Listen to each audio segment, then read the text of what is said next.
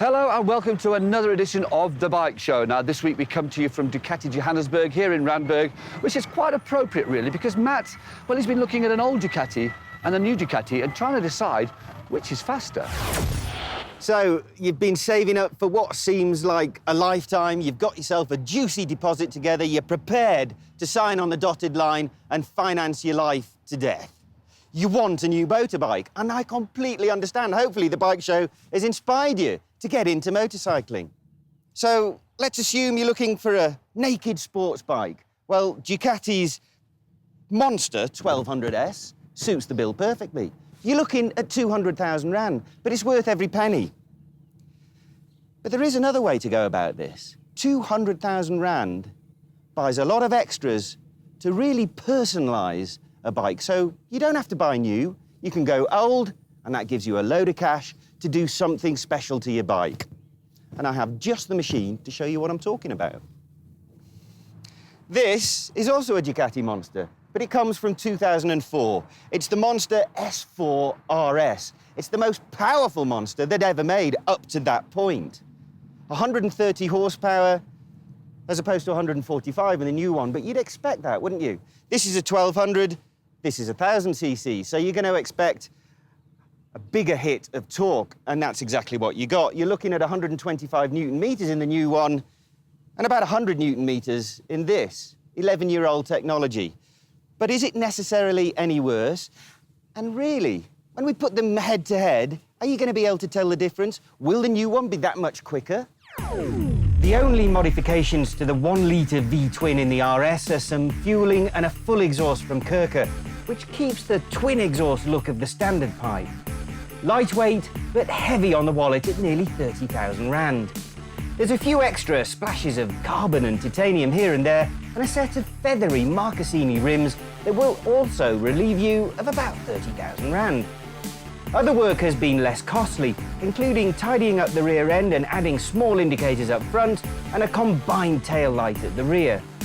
The mirrors, well, they've been ditched in favour of a single bar-end foldable jobby, and other than some decent rubber and a lot of polish, it remains pretty much standard.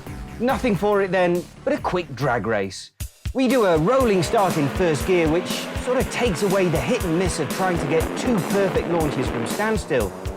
And immediately, the older bike with its smaller engine jumps into a lead. Once in third gear and up past 100 k's an hour, they're pretty much equal. But there's no denying that the 11-year-old veteran has got the legs off the line. Away from the straights and onto some back roads, and it's the same story. The RS feels more alive than the smoother, more civilised 1200. All the extra bits and pieces that you can do to individualise your bike actually can really improve the riding experience. The lightweight wheels, for instance, on this mean it just flops from side to side like you can't believe, so easy to turn. And it's had a Dynajet fueling system put on it, so throttle response is even more perfect than a brand new Monster.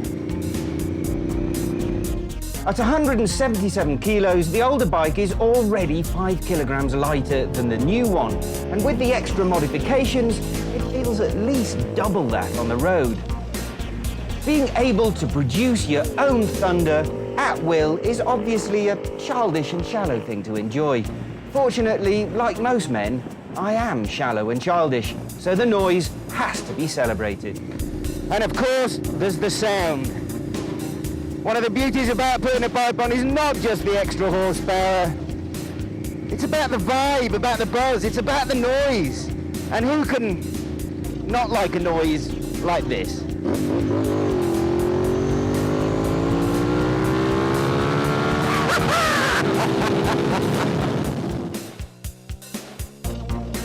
If you can find one of these RS Monsters and it's still standard, you can expect to spend upwards of 100,000 Rand. But then what else can you buy for that sort of money these days? Certainly nothing that offers instant classic status with more than a dash of modern performance. I must admit I've been caught a little bit by surprise by this test. I fully expected it to be close in performance, but truth be told, with a little bit of tender TLC and a few performance bits and pieces, nothing done to the engine, this is, in fact, a little bit quicker than the new Monster S. I didn't see that one coming. Look, really, I'm not trying to put you off buying a new bike. The Monster S is an unbelievably good machine, but I'm just trying to show you that there are other ways of going about getting your motorcycling thrills. 11 years is a long time in motorcycle technology, apparently, but approach it the right way and you've still got an incredible piece of tackle. So what you're saying, Matt, is instead of spending a lot of money on a brand new bike, you should spend a lot of money on a second-hand bike. I hate it when he cuts straight to the chase. Yeah, well, look, the second-hand bike was 120 grand to start with, and yes, he threw about 80 grand's worth of stuff at it. But what I was trying to say is that that allows you to individualize the bike, and you make it really, really personal. It's the only one of its kind, and the performance modifications you do to what is essentially a 10-year-old bike actually makes it a little bit quicker than this. A little bit quicker, but for how long?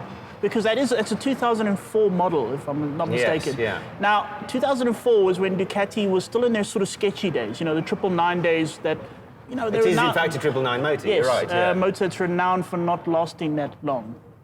That's a bit harsh, but probably quite true. It's a good point, you know, it swings and roundabouts. You can, well, look, I mean, if you look at it a different way, he could have bought that superb motorcycle and kept it standard for 120. Then he would have saved himself 80 grand. What I was trying to get at is that bikes today, I mean, they're absolutely wonderful. They are fantastic things, but they have got stratospherically expensive. And why is that? Well, a lot of it's down to electronics, all this emission control, all this absolute rubbish. And the fact that every time our president has a brain fart, the exchange rate goes for a ball of poo. Exactly. And they're Yes. artificially inflated price-wise. So I still think it's a viable consideration. I mean, the electronics are good. I wouldn't go for a 999 though. I'd go for the Monster 1100, the later models. Yes, that's a because good in point. 2004, Ducati did have a bit of a change around. They completely redid the way they build motorbikes. Did a lot more outsourcing, a lot more that kind of thing. Because the 999s were renowned for, well, not working. Not really lasting, and even the yeah. 916s before that. But from sort of the 1098 onwards, Ducatis actually became really reliable. Well, you're telling me quite an interesting story. I mean, why is that? What has changed at well, Ducati? They did a study. They actually got Porsche in to do a study in the late 90s. And they studied the way Ducati built motorbikes and actually found that what Ducati was doing was trying to build everything in-house, which is the wrong way to do it. I mean, nowadays this is full of Bosch electronics and those plastics come from somewhere and everything comes from somewhere else. You don't build it yourself. You let someone who knows how to build it for you. And that's what they're doing. Yeah, I mean, you outsource the electronics to someone who knows what they're doing. The suspension, you know, is whoever's making it, Öhlins, it's Brembo for the brakes. Exactly. So what are Ducati doing at the moment then? I suppose building the engines and the chassis? Yeah, it's basically an assembly plant. They assemble everything. Their engines are still theirs. They do all the castings and all that kind of stuff. And yeah, they assemble it all together. So if you had 200 grand to spend, you would say, buy it on the new one with all the electronics, forget the old stuff because it'll break down. Well, I wouldn't go for something that old, let's put it that way. I would probably go for something late 2000s and then do it as you said. Well, apparently everything I said is total rubbish. So I'd ignore that last 7 minutes of your life and come back after the break when we'll be talking products.